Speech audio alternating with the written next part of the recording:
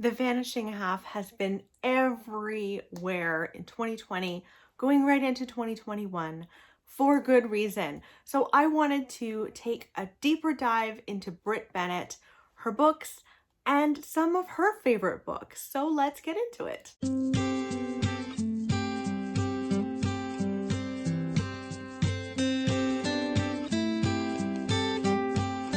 We are creeping closer to 15,000 subscribers on this channel. And I am doing a $150 Amazon gift card giveaway. All you have to do to enter is be a subscriber, leave a comment on this video, and like this video. Stick around until the end of this video and I'm going to get into more detail about the giveaway itself and how you can win. Hi everyone, it is April and today I'm doing a bit of a different video for you guys that I hope that you will all really enjoy. I finally read Brit Bennett's The Vanishing Half in January and loved it. Like, probably it's going to be a modern classic. It was so amazing. So I thought that we would do a little deep dive into Brit herself and her books. She's only got 2 thus far. They're both amazing. And then I thought we could go on and talk about some of her favorite books that she has loved. So let us dive right in. The Vanishing Half is not her debut book. That goes to The Mothers. I read The Mothers years ago when it debuted and really enjoyed it. The Mothers follows a girl in her last year of high school. She is a bit rebellious and she is struggling in a major way with the death of her mother. And as a result of all of this, she ends up having a romantic relationship with the pastor's son. And I think they pretty much keep it a secret. And she gets pregnant and decides to have an abortion. And it is about the process of making that decision, which is never an easy decision to make, and the ramifications of it. It also follows her best friend, who is very much like by the book, very religious, very pious, all of those things, and how this secret affects their relationship. And there's a bit of a love triangle between the 3 of them. It was incredible. I knew that I wanted to read all of her books that come out, and nothing has changed because I also adored The Vanishing Half. The Vanishing Half is about sisters, and they live in a town that essentially only accepts light-skinned Black people. And these twins can pass as white. And one day they decide to run away from home, run away from this town, and, break out on their own. One of them decides to pass as white and the other does not. The other marries a dark-skinned Black man and has a dark-skinned Black child. And eventually these worlds collide and their children's worlds collide, and it was so brilliant. I was blown away the whole time and I was sobbing at the end of it. So considering how much I have completely loved this author, I wanted to do a little deep dive into some of her favorite books. This is not a cohesive list. You can go to Google and check out her cohesive list, but I have gathered together some of the books that are her favorites that I have on my shelves that I wanted to share with you. Some of them I've read, some of them I have not, and now desperately want to read. So Brit's favorite book of all time is The Color Purple. I finally read The Color Purple in 2020, and this is another book that just made me sob. This follows sisters who are separated. One of the sisters ends up doing a lot of traveling. The other sister marries a man who is quite abusive, not so nice. And we followed this sister writing letters to God and then writing letters to her long lost sister. And it is about female friendship, sisterly love, and it ended up being quite an uplifting book. It starts off really hard and then becomes really uplifting. And Brit said that this was, well, her favorite book of all time because it really is about Black female friendship and Black women lifting one another up. And, you know, she also loved the idea that's explored in here about who God is and how God in this book, and from Celia's perspective, is a creator that will create beautiful things like the color purple just to bring happiness and joy into our lives. And I can't disagree with Brit. This was so gorgeous. If you haven't read The Color Purple, go and read it. Still haven't watched the movie. What? I need to get on that pronto. The next book she has adored, I have not read yet, and I'm kind of nervous to. This is Beloved by Toni Morrison. Beloved is about a woman who has been enslaved and is able to become free at some point, and she leaves behind her dead child. And this child haunts her life. And Brit said that she loved this book because it explores, you know, the ghosts of slavery. It essentially questions what we as a society are supposed to do with those ghosts. She also mentioned that, like, even the writing itself, like down to how a sentence is constructed, is absolutely ingenious in this book. And she'd almost like wished that she'd written it. I think she's doing just fine. But yeah, so now I really want to read this. I'm still terrified of it. She hasn't helped with that, but I do want to read it, and it will remain on my shelves until I get to it. Next book is one of my favorite books of all time as well. This is Their Eyes Were Watching God by Zora Neale Hurston. This follows a woman who escapes a terrible marriage and moves to an all-Black town.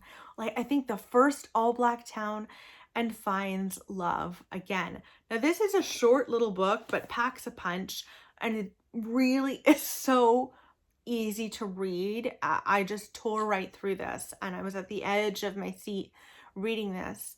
And Brit was talking about how she absolutely loved how this explores joy, because our main character has, you know, had this abusive relationship. We watch her go from that terrible relationship onto this joyful love story. Now, I don't really love love stories, as you guys know, but this does have a really good love story in it. I will say that.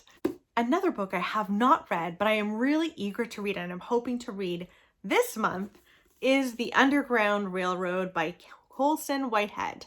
This follows a woman who has been enslaved, and she actually ends up escaping slavery, and she goes on the Underground Railroad to seek freedom. Now, the Underground Railroad in this book is reimagined to be an actual railroad, like a real railroad. So there's a little magical realism in that. But what Brit loved about this book, and what makes me desperately want to read it, is that it completely breaks this comforting mythology that we have about the Underground Railroad. She said that this essentially takes that and makes you realize that, you know, freedom is always precarious at this time. Everything was so precarious and so delicate and could be ripped away from you at any moment. And there was no like, aha, I am safe forever moment for these people who did this journey and took this journey. And I'm desperate to read it now. I can't even tell you how badly I want to read it. And finally, I've got 4 books for you here that she recommended on a podcast called Always Booked. I loved that episode. I'm going to link it in the description box below. But she said that these are the books that she often finds herself recommending to friends. Just if you want a read that is going to be propulsive, you like have you turning the pages, and also literary though. It's still good writing, but it just makes you turn the pages. So I wanted to share them with you here. The first is Silver Sparrow by Tayari Jones. This is Brit's favorite of Tayari Jones's books, and Silver Sparrow follows 2 sisters who don't actually know about each other. Actually, I think one of them does know about the other. Essentially, their father is a bigamist. He has a public family and a private family. So the private family, I believe, know about the public one. And it essentially changes these sisters' lives. So the sister who is in this private family isn't able to do a lot of the things that she wants to do because her sister might be at, you know, the movie theater or whatever. And that's why she can't go there, because then they might meet and the other might find out about her. And apparently this just has you flipping the pages, and it's on my February TBR. So, oh my goodness, I am really eager to read this one now. She also recommended Anne Patchett, like a lot of Anne Patchett. I've read these two. The Dutch House is one of them that she recommended. And oh my goodness, one of my favorite books from last year. Very nearly became my top book of last year. So amazing. This is about a sister and a brother who grew up in a place called the Dutch House. It's this big, beautiful home full of glass windows, a lot of windows. Their father bought this house and fixed it up. Their mother wasn't a fan of this decision and this purchase, and she actually leaves the family, and their father raised them.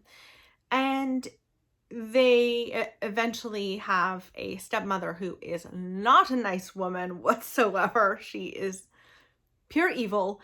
And it's about place, and it follows this brother and sister while they're living there, and then when they move on and become adults and move on with their lives, and how the Dutch House always seems to bring them back. It is gorgeous, and I loved it. Another book that I read many years ago that Brit has also really loved is Bel Canto.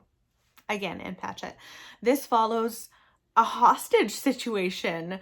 We're at a birthday party somewhere in South America, and we're at this birthday party that's taken place at the country's vice president's home. These armed men storm in and take them all hostage. I don't even think the vice president is there, but there are a lot of other people there. This was incredibly gripping, and I could see myself rereading this for sure. And last but not least is a book I haven't read, but now, because of Brit, desperately want to, is Luster. This came out in 2020. This is about a Black woman who lives in New Jersey, and she meets a man at work, and they start having a sexual relationship. And he tells her that he has an open marriage, and would she like to come and live with him and his wife and his daughter? And she says yes. And apparently this will get you out of any like reading slump. You know, these are the books that she'd tell you to go to. I think Brit is spot on in her recommendations. Let me know in the comments below if you've read any of these. Also, let me know, have you read Brit Bennett yet? Because she is an author not to be missed.